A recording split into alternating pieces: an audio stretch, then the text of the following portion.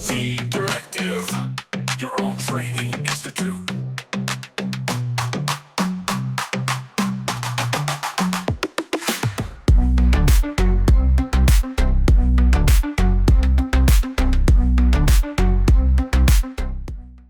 अब फर्ज करें मेरे पास एक ये कैमरा दिया हुआ है और ये मंकी है। अब मैं जहाँ पर भी इस कैमरे को मूव करता हूँ, ठीक है, सबसे पहले तो मैं इसके गिज़्मो को ग्लोबल से लोकल कर देता हूँ ताकि मुझे इसको मूव करने में आसानी हो।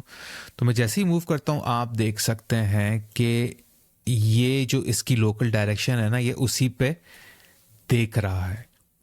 ठीक है, अगर मैं यहाँ इसको लेकर आता हूँ इस साइड के ऊपर, तो ये इसी की डायरेक्शन के अंदर देख रहा है। अगर मैं वैसे भी इसको यहाँ से मिडल से मूव करता हूँ तो ये अपनी ही डायरेक्शन में है। ये कैमरे को, ये मंकी के ऑब्जेक्ट को देख ही नहीं रहा है, यानी कि इसकी नज़रें मंकी पर से हट जाती हैं। तो जाहिर बात है ये तो होता है, क्योंकि ये जो है, अगर आप कोई चीज़ यहाँ से मूव कर रहे होते हैं तो वो उसी की डायरेक्शन में ही मूव हो रही होती है। मगर अगर आप चाहते हैं कि मैं कैमरे को मूव करूं, उसकी सिर्फ लोकेशन मूव हो, मगर कैमरा जो है वो मुस्तकिल जो आपका टारगेट ऑब्जेक्ट है, जैसे इस सूरत में मेरा मंकी है, तो मैं जहां पर भी इसको मूव करूंगा कैमरा की लोकेशन तो चेंज हो जाएगी, मगर कैमरे की जो डायरेक्शन है ना, जो इसका व्यू है, वो मंकी ही रहे। फर्ज करें आप ये करना चाह रहे हैं, तो ये कैसे होता है? ये होता है टारगेटिंग के थ्रू। तो टारगेटिंग हम लोग एक कंस्ट्रेंट बना के करते हैं। तो थोड़ा सा जो है वो प्रोसेस टीडियस है, मगर इतना ज़्यादा नहीं। बार बार करेंगे तो बहुत आसान हो जाएगा आपके लिए। सबसे पहले तो मुझे एक टारगेट चाहिए होगा। मेरा टारगेट तो मंकी है, तो फिर मैं ये क्यों कह रहा हूँ मुझे एक टारगेट चाहिए होगा? क्योंकि मैं इसको डायरेक्टली टारगेट नहीं बना सकता, वरना काम खराब हो जाएगा। ठीक है, क्योंकि अगर मुझे डिलीट करना पड़ गया, मूव करना पड़ गया, तो फिर ये जो है काम खराब हो जाएगा। इसलिए मुझे इसको टारगेट नहीं रखना, मुझे एक नया टारगेट ऐड करना होगा। वो मैं ऐड कैसे करूंगा? शिफ्ट ए प्रेस करूंगा ऐड के ऑप्शन से, और ऐड के ऑप्शन पे मेरे पास यहां पर एक ऑप्शन है एम्प्टी। एम्प्टी क्या करता है? आपको ये सारी चीज़ें यहाँ पर देता है, इमेज, कोन, स्फीयर, क्यूब, मगर ये वो चीज़ें हैं जो आपके व्यू पोर्ट पे सिर्फ नज़र आती हैं, मगर रेंडरिंग पे नज़र नहीं आती। तो मैं एम्प्टी पे जाके प्लेन एक्सेस पे आ जाऊँगा, तो ये प्लेन एक्सेस ये नीचे आ गया इधर। ठीक है, आप इसको देख सकते हैं, ये यहाँ आ गया। तो मैं इसको वहीं रखूँगा जहाँ ये ऐड हुआ था, जहाँ मंकी है, ये मैं उसको वहीं रखूँगा। अब मैं क्या करूँगा? अब मुझे क्या करना होगा? मुझे कैमरा लेना होगा। सिंपली यहाँ से मैं कैमरा यहाँ से सेलेक्ट करूँगा। कैमरा जब मेरा सेलेक्ट हो जाएगा तो उसके बाद मुझे क्या करना होगा? यहाँ एक ऑप्शन दी हुई है कंस्ट्रेंट की। कंस्ट्रेंट्स पे यहाँ पर आपने देखा होगा कि 2 गियर से बनाए हुए, उसके चारों तरफ चेन है। तो कंस्ट्रेंट्स का क्या मतलब होता है कि अगर आप एक चीज़ मूव कर रहे हैं, उसके साथ दूसरी चीज़ मूव हो रही हो। ये मशीनरी में बहुत यूज़ होता है। मशीनरी के सिमुलेशन में कंस्ट्रेंट्स बड़े यूज़ होते हैं। ठीक है, जैसे कि आप अगर साइकिल के पेडल को मूव करते हैं तो जो चेन है उससे साइकिल का पहिया मूव होता है। तो ये कंस्ट्रेंट का पूरे एक वर्क फ्लो है, पेडल से चेन, चेन से पहिया, तो वो कंस्ट्रेंट पे आ जाता है। तो मैंने कैमरे को सेलेक्ट किया, कंस्ट्रेंट पे गया हूँ। कंस्ट्रेंट पे जाने के बाद मैं क्या करूँगा? कौन सी कंस्ट्रेंट चेंज ऐड करूँगा? ऐड ऑब्जेक्ट कंस्ट्रेंट पे जाऊँगा। यहाँ पर मेरे पास है ट्रैकिंग। अब इस ट्रैकिंग के अंदर मेरे पास जो है वो है ट्रैक 2। तो मैं ट्रैक 2 वाली कंस्ट्रेंट चूज करूंगा। यहाँ बहुत है, मगर अभी हम लोग ट्रैक 2 वाली यूज करेंगे। अब ट्रैक 2 वाली मैंने यूज कर ली है। अब यहाँ से पूछ रहा है टारगेट क्या है। अब टारगेट मुझे पता है वो है एम्प्टी। तो मैं अगर यहाँ पर इसको क्लिक करता हूं तो मेरे पास पूरी लिस्ट आ जाएगी। तो मैं एम्प्टी यहाँ से चूज कर लूंगा। आप जैसे ही मैंने चूज किया ना, आपने देखा होगा कैमरा जो है वो फौरन इसने जो ना अपना फेस उसकी तरफ कर दिया है, जो एम्प्टी मैंने यहाँ पर लगाया हुआ था। अब मैंने यहाँ पर जो एम्प्टी चूज़ किया था वो यहाँ से चूज़ किया था, वरना यहाँ पर आई ड्रॉपर भी था। आप आई ड्रॉपर से लेके भी चूज़ कर सकते हैं। सही। अगर इसको बाद में देखते हैं कैमरे को। अगर मैं एम्प्टी के पास आता हूँ, यहाँ पर एम्प्टी को सेलेक्ट करता हूँ और मूव करता हूँ ऊपर दाएं बाएं, तो आप देख सकते हैं ये किसको कंट्रोल कर रहा है? कि जहां भी जा रहा है कैमरे को कंट्रोल कर रहा है, सही। अगर मैं इसको रोटेट भी करूं यहां से, तो ये कैमरे को जो है वो रोटेट नहीं करेगा, सिर्फ मूव करेगा। अब अगर फर्ज करें मुझे कैमरे को रोटेट भी करना है, तो मैं अगर यहाँ पर जाता हूँ ना कैमरे के ऊपर, और यहाँ पर आने के बाद मैं अगर टारगेट Z को सेलेक्ट करता हूँ, तो उससे ये होगा कि अगर मैं इसको रोटेट करूँगा तो ये रोटेट भी होना शुरू हो जाएगा। मैं आपको इसको मूव करके पहले दिखा देता हूँ, फिर आपको समझ में आ जाएगा।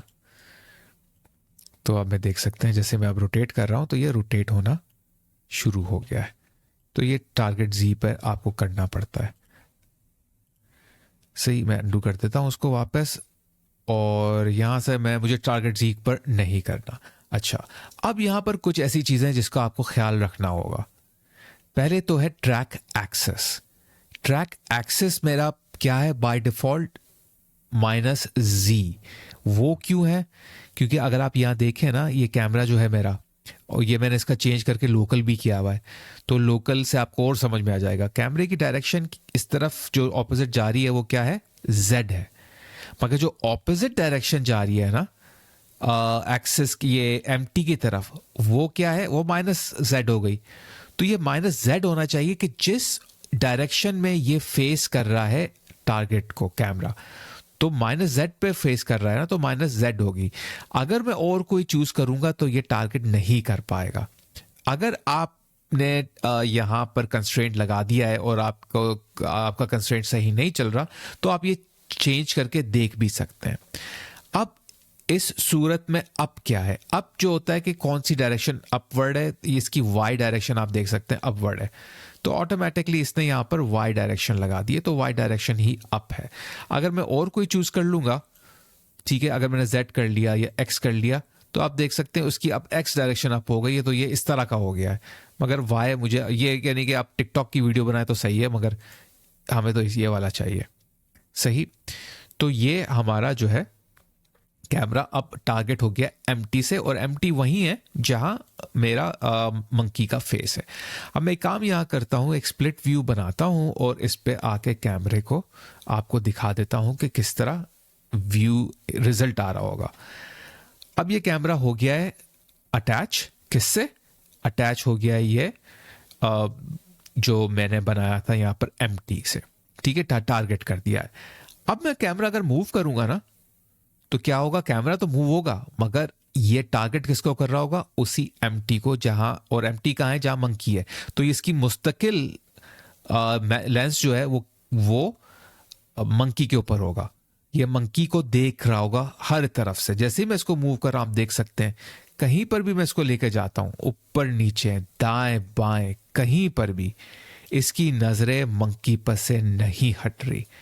ये मुस्तकिल मंकी को जो है वो जो है यानी कि ताड़े जा रहा है, ठीक है। अब मैं इसको इस तरह भी अगर घुमाता हूं, ये बीच वाले सर्कल से, सर्कल का मतलब है कि XYZ सारे एक साथ मूव होते हैं, तो आप देख सकते हैं किस तरह इसकी नजरें मंकी की तरफ है। तो ये प्रोडक्ट जब वो बनाते हैं ना, प्रोडक्ट विजुअलाइजेशन की एनिमेशन, उसके लिए ये बहुत काम आता है, क्योंकि आपने प्रोडक्ट विजुअलाइजेशन में थोड़ी सी ऐसी एनिमेशन करनी होती है, तो ये उसमें बहुत काम आती है, ये टारगेटिंग, कैमरा टारगेटिंग।